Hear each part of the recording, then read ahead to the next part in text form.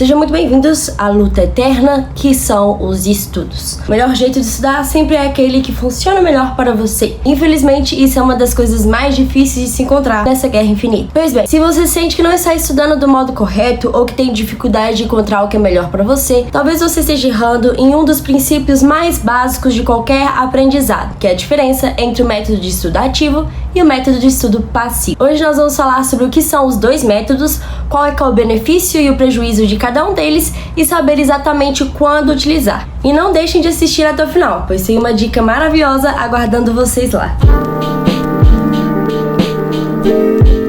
Exatamente, é o estudo ativo. Vamos começar com a pergunta principal para depois ir detalhando um pouquinho mais sobre ele. O estudo ativo é aquele em que nós, meros estudantes, participamos ativamente do aprendizado. É quando nós saímos da nossa posição de aprender apenas, passamos a buscar a informação. Essa busca da informação pode ocorrer de diversos métodos, mas o importante é que ter esse esforço, colocar em prática aquilo que você entendeu na teoria, é um dos maiores benefícios que existe dentro do estudo ativo. E por que raios estudar de maneira ativa? Quais são os benefícios do estudo ativo? Costumam ser estudos práticos, concretos e que vão facilitar a nossa assimilação do conteúdo. Sabe quando você estuda e passa uma semana e você realmente lembra daquilo e fala, cara, eu aprendi isso aqui, sinto que nunca mais vou esquecer isso da minha vida. Bom, parabéns, provavelmente você fez um estudo ativo para aprender isso daí. Além disso, o estudo ativo leva em consideração a sua capacidade de colocar o seu conhecimento em prática. De maneira bem resumida, o estudo ativo é aquele que mais faz bem para sua memorização de qualquer coisa nessa vida. E não só é melhor na hora de memorizar e aprender, como também ele é menos cansativo por nós estarmos participando daquela tarefa. Ok, entendido isso, vem a pergunta: quais exatamente são os métodos de estudo ativo? Bom, tirando a última dica que eu deixei lá pro final, o estudo ativo são aqueles que a gente vai colocar mais a mão na massa. Então, exercícios, questões e atividades são o principal exemplo de estudo ativo que a gente tem. Nele, a gente literalmente vê um questionamento e nós tentamos procurar a resposta, ou seja, aquela informação para conseguir responder. Essa busca de informação pode ser tanto da nossa memória quanto de qualquer outra fonte que você usar para poder estudar. Utilizar de fontes não tira o benefício do estudo ativo, muito pelo contrário. Se for um assunto novo, talvez utilizar das fontes melhore ainda mais. Independente se você utiliza fontes ou não, o importante é que você mantenha o raciocínio, a capacidade de pensar por que cada uma daquelas alternativas são verdadeiras ou falsas. Ou então até mesmo, se for uma questão aberta, tentar raciocinar da sua própria maneira e tentar colocar aquilo em um texto único. Fazer questões é o método ativo que a gente mais utiliza e realmente um dos que mais ajuda na memorização e na assimilação do conhecimento. Outro método que também é muito maravilhoso e é incrível é o ato de ensinar. Ao ensinar, você precisa ter um domínio daquele conteúdo de uma maneira absurdamente incrível. Ensinar, explicar coisas para as pessoas não é tão fácil quanto parece. Você precisa ser capaz de explicar de uma maneira entendível. Se aquela pessoa não entendeu, reexplicar de uma outra maneira que ela consiga entender e também saber tirar todas as dúvidas que possam aparecer no caminho. Ou seja, ensinar é um método ativíssimo de estudos. Porque no momento em que você está aprendendo aquilo, você já está fazendo o raciocínio de, ok, como que eu vou explicar isso para outra pessoa? O que exatamente eu tenho que fazer para que a outra pessoa entenda o ponto em que eu quero chegar? Essa busca de informações e a construção de raciocínio dentro da sua cabeça, diferente daquele que está sendo ensinado para você, é um método ativo de estudos e extremamente benéfico. Eu teria sim a audácia de dizer que ensinar é o melhor método de estudo que existe, pois ao ensinar, você está literalmente colocando todas as caras da tapa possíveis. E isso sim faz a gente aprender. Se fazer questões e ensinar não é bem a sua praia, ou você realmente não tem muito disso no seu curso, vem aqui outras dicas de estudos ativos que a gente pode fazer, como mapa mentais, flashcards e participação de grupos de discussão ou grupos de estudo. E quando utilizar esse tal método ativo? As principais situações são antes de uma prova, então se você vai fazer uma revisão, melhor que ela seja uma revisão ativa, exatamente pelo fato de que você precisa memorizar aquele conteúdo para a prova. Outros tipos de revisão sem ser para a prova, ou seja, às vezes para algum tipo de aula prática, algum tipo de atividade, apresentação de trabalho, faça estudos ativos que vão facilitar a sua vida nesses momentos aí. Mas principalmente, se for um assunto que você sabe que vai precisar lá pra frente, faça o método de estudo ativo. Então, eu sei que a minha vida inteira eu vou precisar saber sobre diabetes. Diabetes não é algo que vai simplesmente desaparecer da minha vida e eu ainda tenho outros 3 anos de curso pra poder falar sobre esse assunto. De nada adianta ficar aprendendo aqui um pouquinho, esquecendo, e depois aprende de novo e esquece. Sério, se você tiver essas matérias que você já sabe que vai repetir, para e realmente estude pra aprender. Estude de maneira ativa. Agora vemos a última pergunta relacionada ao método de estudo ativo. Por que raios eu estudaria de maneira passiva outra vez na vida, sendo que existe esse método que me ajuda a memorizar, a aprender? Esse conteúdo vai ficar na minha cabeça por mais tempo e outras mil coisas benéficas que existem no método ativo. Porque ele tem certos problemas, que são o seguinte: o método ativo, ele pode te dar uma falsa impressão de aprendizado. Então, fazer exercícios não necessariamente significa que você está aprendendo aquilo ali. Às vezes, você precisa de um embasamento teórico maior, que você não tem, faz o exercício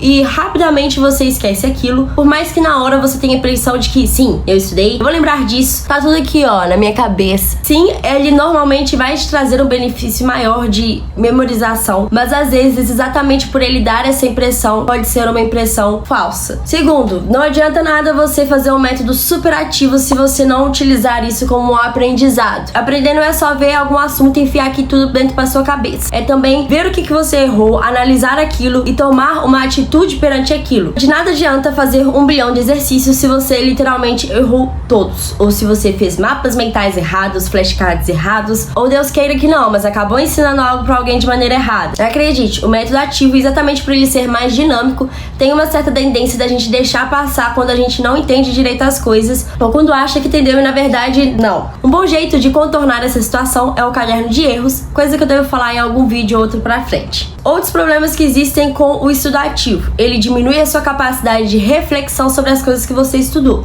Então, se você tá ali estudando e fazendo questões e tá bitolado em questão, jeitos e setas e coisas do tipo, se você fez isso tudo e não parou pra poder refletir sobre aquilo, o que também entra dentro da questão de rever os próprios erros, isso acaba com o benefício que existe do estudo ativo. Você precisa de um momento de reflexão, de compreensão e interpretação dos conteúdos para ter certeza que você aprendeu da maneira correta. E por fim, o maior erro que eu vejo quando as pessoas finalmente entendem o que é o método ativo de estudos, que elas subestimam e muito o método passivo de estudos. Acho que fica fácil de entender agora o que é o método passivo, considerando tudo que eu falei anteriormente até aqui. Por motivos de amo deixar vídeos padronizados e acho que não custa nada falar, o método passivo é aquele que você recebe a informação sem necessariamente ter procurado por ela. Basicamente é quando Maomé não foi até a montanha, mas a montanha foi até ele sem que nem precisasse. O método passivo conta muito com a nossa capacidade de ouvir uma informação e retê-la, e também de ler algo e retê-la. Ainda assim, escrever e falar podem sim ser métodos passivos de aprendizado. E quais são os benefícios do método passivo? Por que eu estudaria esse método e não pelo outro que você falou lá atrás, que pareceu bem mais benéfico? O método passivo pode parecer meio bobo, mas ele é essencial se for a primeira vez que você estiver entrando em contato com o conteúdo. E a primeira vez que você vai aprender aquilo e você vai fazer isso de um modo ativo, provavelmente você vai gastar um tempão para poder aprender algo, sendo que você poderia ter lido antes sobre o assunto e depois voltado para fazer os estudos ativos. Estudar de maneira passiva ajuda muito na nossa reflexão e análise sobre o conteúdo. Se for algo abstrato, que você precisa de opinião, se for um conteúdo muito extenso e complexo, o método passivo é quem vai te ajudar. A capacidade de analisar e refletir, ela vem de maneira passiva. Você precisa olhar aquilo ali e refletir aqui dentro de você o que você tá achando sobre aquele assunto, o que você interpretou, o que realmente você entendeu. Não subestime o estudo passivo, pois ele também é maravilhoso. Aproveitando aqui para poder dizer quais são eles. O mais clássico que a gente tem é a leitura. Usar o marca-texto pode ou não te ajudar aí nessa questão, mas de qualquer forma, ler é sim um método passivo de aprendizado. Fazer resumos muitas vezes é um método passivo. Sim, existem vários métodos de fazer resumo, mas a maioria deles é um método passivo. Aqueles em que você decide ler alguma coisa e resumir em pequenas palavras. Esse mesmo, passivo. Assistir aulas é um método extremamente passivo de aprendizado. Pra você ver que não dá pra subestimar o valor de um estudo passivo, porque muitas vezes a aula é o que a gente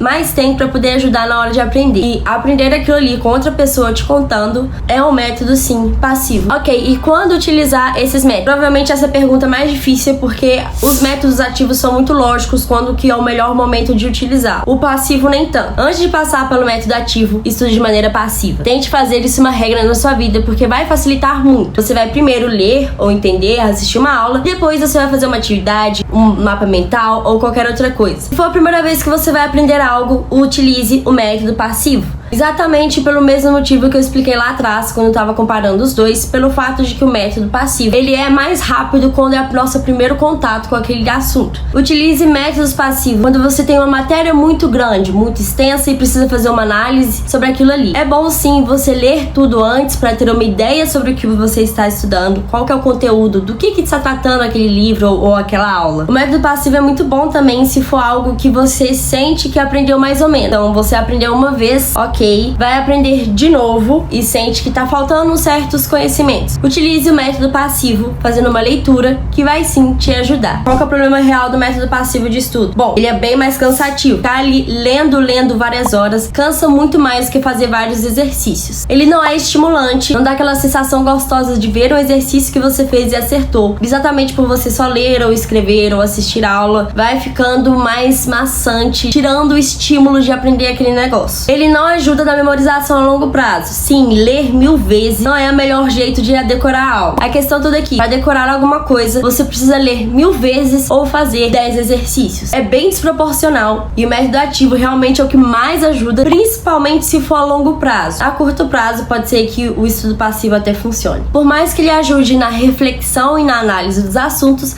ele diminui a sua capacidade de colocar em prática aquele conteúdo, que é exatamente o que o método ativo de estudos faz. Eis que chegou o lindo momento da dica final desse vídeo, que é a seguinte: qualquer estudo pode ser passivo ou ativo. Sim, eu sei que essa frase pode parecer um pouco absurda, mas pensa bem em todas as questões que você fez na vida e aquelas que você fez mesmo sem entender nada do assunto.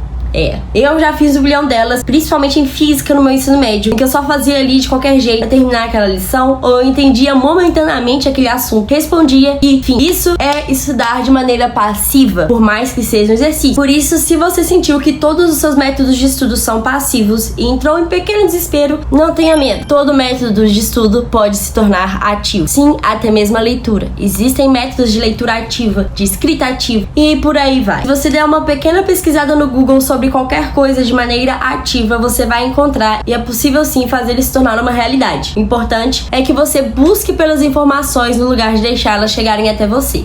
O estudo ativo, ele é uma bênção, assim como o estudo passivo. O próximo vídeo que eu separei para falar sobre esse assunto é exatamente explicando um pouquinho melhor sobre como funciona esse processo de tornar certos estudos tipicamente passivos em ativos. Por isso, não deixem de se inscrever aqui no canal para não perderem nenhuma novidade dos vídeos que eu vou trazer por aí. E enquanto não sai o vídeo novo, vou deixar aqui o link de um vídeo que eu falo sobre a rotina de estudos, que talvez seja algo que você esteja errando quando o assunto é encontrar o melhor método de estudo para você. Espero muito que vocês tenham gostado e até a próxima!